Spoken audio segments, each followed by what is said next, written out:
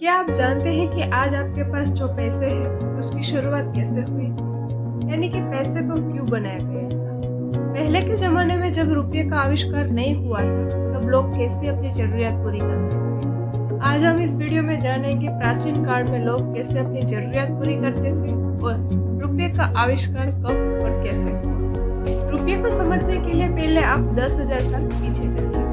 इतिहास की भाषा में उस टाइम को मध्य पाषाण काल कहा जाता है। तब लोगों की जरूरतें सिर्फ पेट भरने तक की थी। तब लोग छोटे मोटे हथियार बनाते थे। हथियार के सहारे शिकार होने लगा था, लेकिन खेती बाड़ी शुरू नहीं हुई थी। उस टाइम पर खाने के बदले हथियार और हथियार के बदले खाना देने की समझ लोगों में आ गई थी। यहाँ से विनिमय यानी कि बार्टर सिस्टम की शुरुआत हुई। इसके 2000 साल बाद यानी कि नवपाषाण काल में मनुष्य ने खेती करना शुरू कर दिया। खेती के बाद बर्तन, औजार, बुनने की कला और पशुपालन भी शुरू हो गया। इस काल में मेसोपोटामिया के लोगों ने बार्टर सिस्टम यानी वस्तु विनिमय को अपनी अर्थव्यवस्था का आधार बनाया। एक ऐसी व्यवस्था जहां सामान के बदले सामान दिया और लिया जाता था। इस बार्टर सिस्टम को हम एक एग्जाम्पल से समझते हैं। किसी एक पर्सन ए के पास गेहूं है और दूसरे पर्सन बी के पास मछली है। पर्सन ए को मछली की जरूरत है जबकि पर्सन बी को गेहूं की जरूरत है। तो इस केस में दोनों आपस में गेहूं और मछली का आदान प्रदान करेंगे।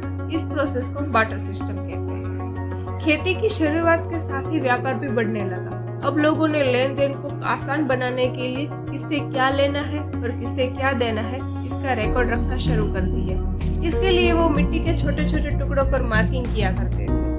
लेकिन बार्टर सिस्टम को सबसे बड़ी समस्या ये थी कि अगर आपको किसी ऐसे व्यक्ति को तलाशना पड़ता था जिससे आपके पास उपलब्ध सामान की जरूरत हो और बदले में वो आपकी जरूरत का सामान दे सके।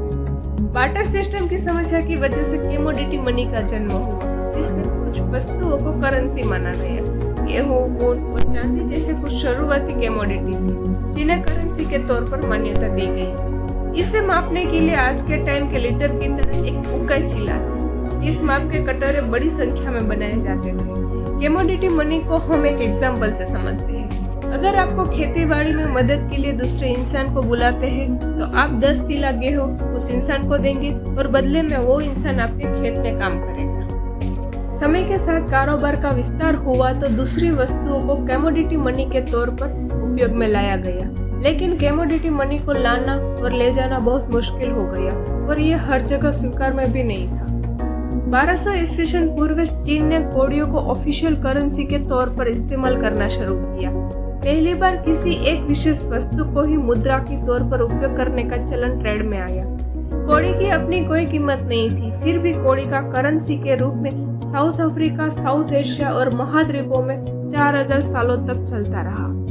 अंग्रेजी शासनकाल में 20वीं सदी के कई सालों तक युगांडा में कर का भुगतान कौड़ियों से होने लगा था। भारत में समुद्री तटों से लगे क्षेत्रों में भी लंबे समय तक कौड़ियों का उपयोग मुद्रा के तौर पर किया जाता था। ओडिशा में तो 1805 तक कौड़ी का उपयोग लेन देन के लिए होता रहा।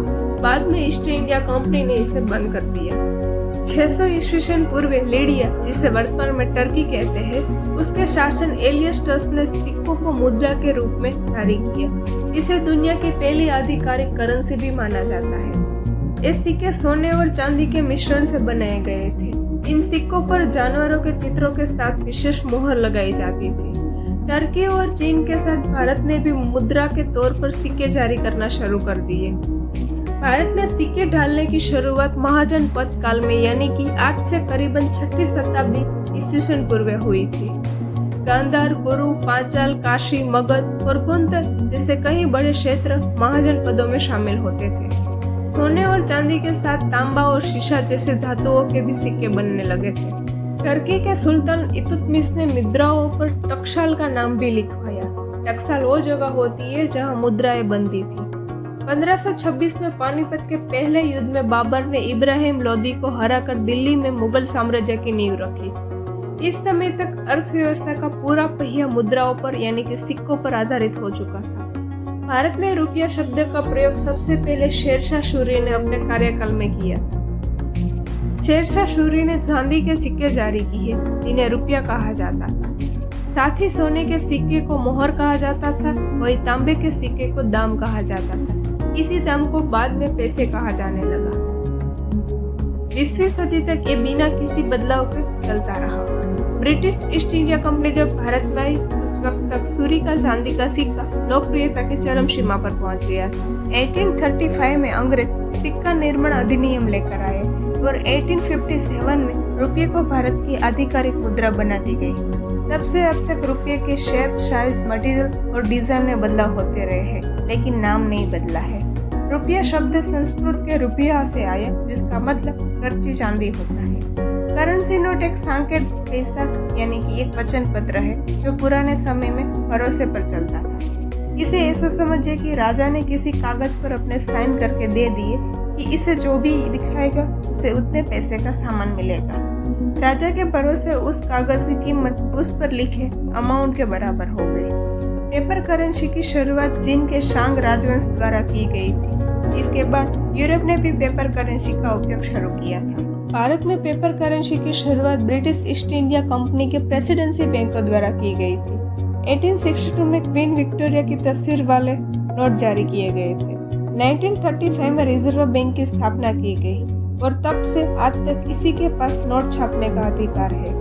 1969 में महात्मा गांधी के 100वें जन्मदिन पर पहली बार नोट पर उनकी तस्वीर छापी गई थी।